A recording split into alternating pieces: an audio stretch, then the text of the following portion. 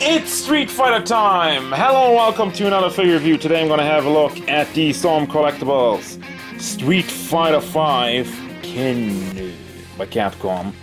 30th anniversary, Japanese text, the name probably says Ken Masters or something. Well, no, there's an N in there. You have the official Capcom network, blah blah blah, artwork.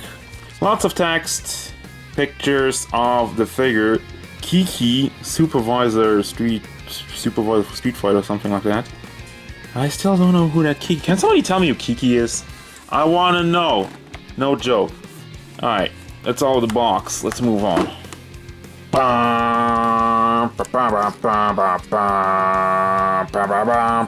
Okay, sorry. I just have that song in my head. Street Fighter 2, Ken stage. No? Alright. Let's have a look at the size of this dude, and let me see if I can get his arm down. There you go. In a casual pose, and nothing too wonky. He stands at about 18.5 centimeters to the tippy top of his ponytail, and if we're going up to the head, it's only about 17 centimeters. So that really goes around 7 inches, a little under 7 inches, a little over 7 inches, depending on where you look at. Now, overall look of this figure, paint, detail, I can tell you I'm really happy with the face first and foremost. I think it's not 100% accurate. In Ken's case, that's a good thing. Well, I mean, the face is still accurate. You have the big bushy eyebrows, the blue eyes, and nose and everything. Facial structure is good. What I think is the difference maker here is that the eyes are not as super rounded as they are on the model in the game, because they're just like boop, boop, boop, boop. That makes them look so derpy. Now the hair itself, I'm really not a fan of how it comes together over here. That is just not a good look, boys. I'm sorry. It comes a lot better together on the other side, I guess. There's something. I mean, I'm pushing. It's just like there's missing a little bit of hair to cover up for that.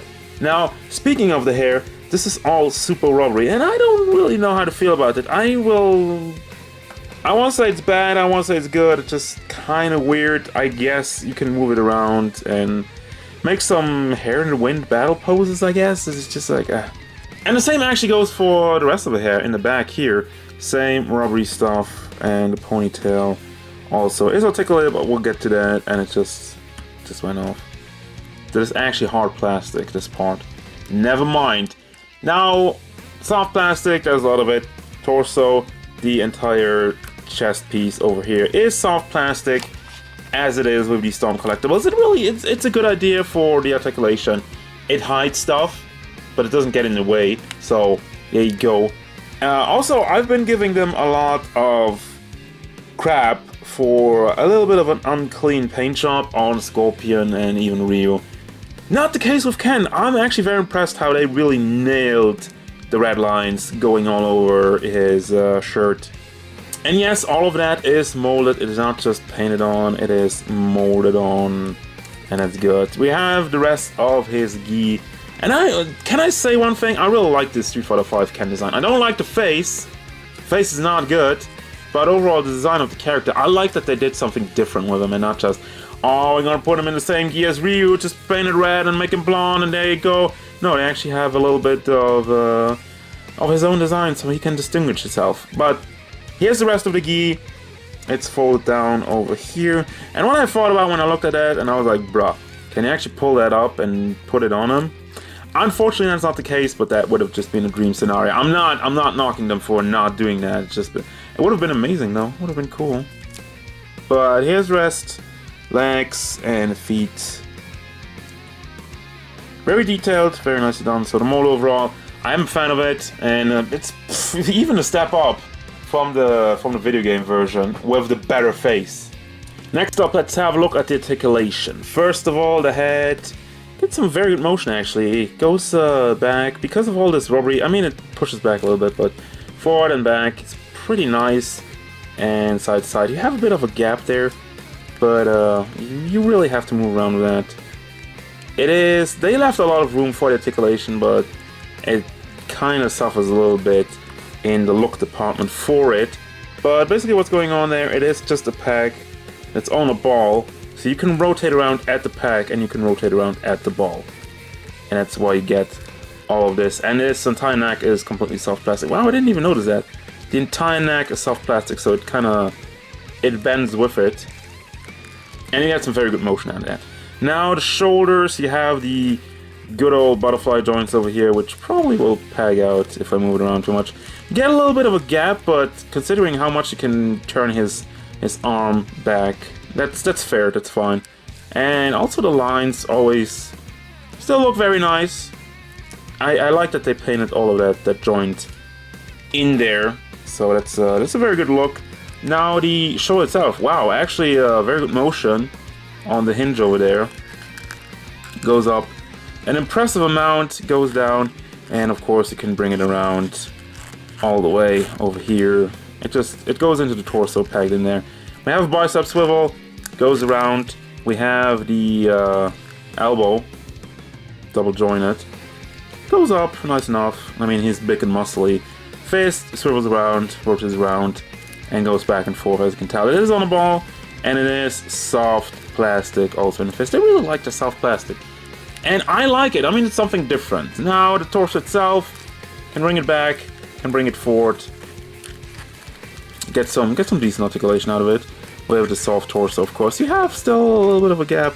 I mean, you can pull this down, you can move around with it. You can play around and prevent gaps from happening side to side and to the back.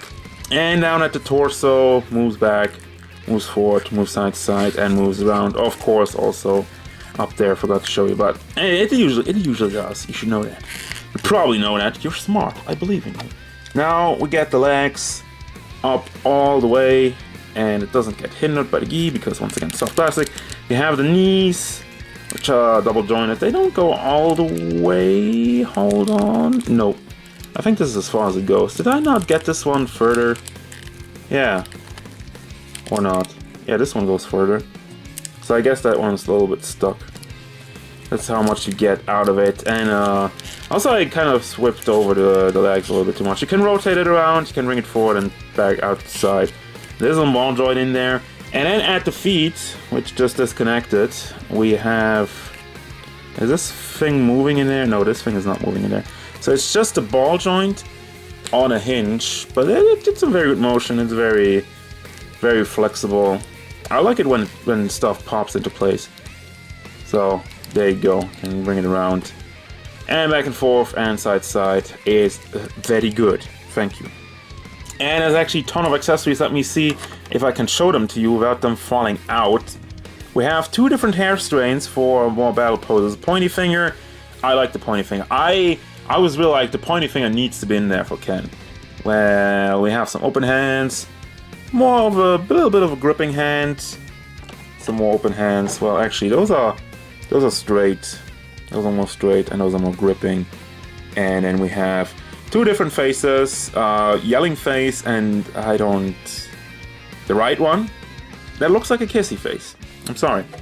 And then we have some very nice looking fire effects. Let me actually take those out. Because that looks very cool. But just how does it work? I like the way they did it. You have one, I guess, yeah, this one's for the fist. And one for the foot. And I have to look up what this one... Oh, that's probably also for... Yeah, this is for when he V-triggers and he has flames at his heels.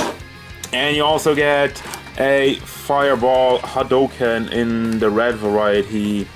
And the base of the Street Fighter V logo and the arm to hold them up. And there you go. That's your accessories. Now, I might have forgot something. I always forget those. You have the back inside of the box. You basically have the stage. They chose Ring of Destiny for Ken, and that just made me realize Ken does not have his own stage in Street Fighter V. Huh. I've never been much of a special effects accessory dude, but I really like this fire. And also the teeth in his mouth with the yelling face. Very good, very good. Also forgot about the hair. You have a hinge that goes over there and keeps disconnecting, and it also rotates around. And it's all kind of fidgety. And I just move it down and it just keeps disconnecting, as you can tell. Alright, that was my low voice. I don't know why. Final thoughts, what do I think about this figure? Absolutely 100% recommend it. The look, of it is actually perfect, and like I already mentioned, I feel he looks better than he does in the game. I love the fire effects, I love the paint job, and the articulation with these Storm collectible figures is just always on point, always good, always interesting with all soft plastic and what they're doing. So I don't really see a bad part about this figure, so yeah. And also at 50 bucks, I think it's worth it. So there you go. As usual, guys, thank you very much for watching. Don't forget, if you enjoyed this review, feel free to hit it up with a like and maybe subscribe so you can stay tuned for more figure reviews, gameplay stuff, and whatever can once Tatsumaki-san I'm just gonna say Shoryuken!